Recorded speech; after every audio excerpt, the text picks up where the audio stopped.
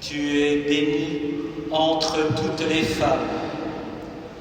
Oui, Sainte Vierge Marie, tu es bénie, femme drapée du soleil, qui a la lune sous ses pieds. Heureuse es-tu, toi qui as porté le Seigneur et nous offre le salut par ton Fils. Heureuse es-tu, Sainte Mère de Dieu, tu es le tabernacle qui a porté le corps du Christ.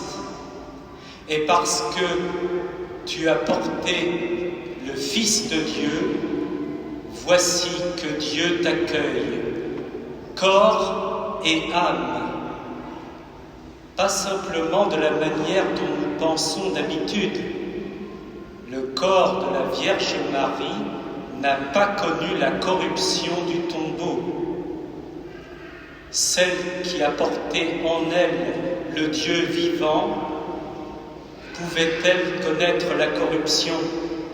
Eh bien non, voici que Dieu, par un décret particulier, lui donne cette grâce d'être dans la victoire totale sur le péché et d'être accueilli auprès de lui dans un corps intact, désormais corps glorieux par la grâce particulière de Dieu, mais d'une manière unique par rapport à nous.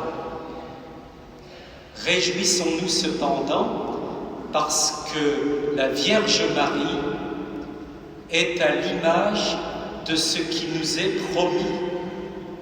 Souvenons-nous, en donnant naissance au Christ Jésus, elle donne naissance à l'Église, car nous sommes le corps du Christ, et le Christ est la tête.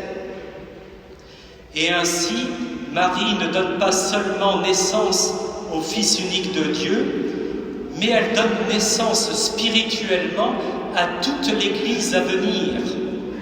Elle nous enfante spirituellement. Et ce qui est accompli en Marie nous est promis la gloire du ciel. Encore faut-il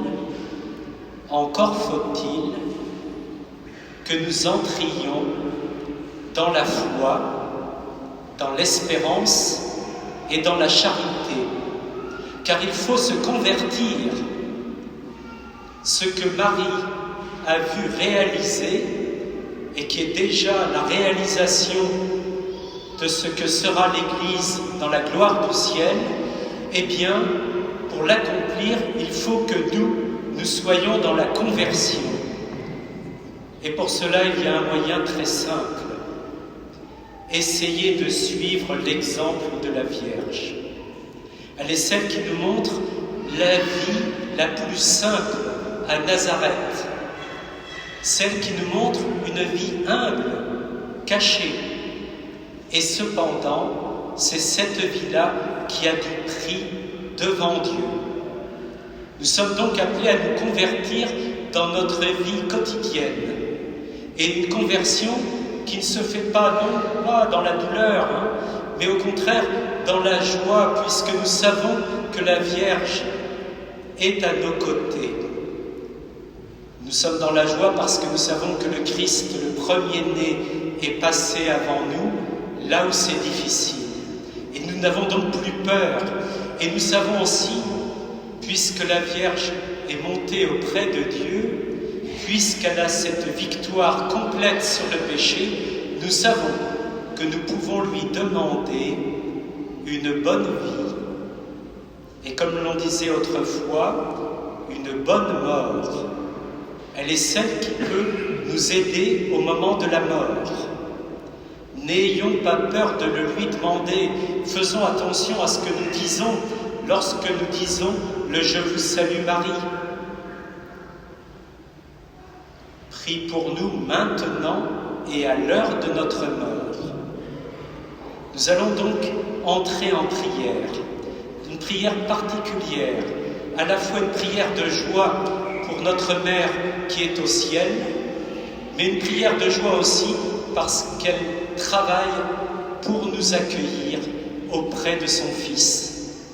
Entrons dans l'espérance et demandons cette grâce d'avoir une foi forte par l'intercession de la Vierge Marie, nous souvenant que la prière du juste agit toujours avec puissance.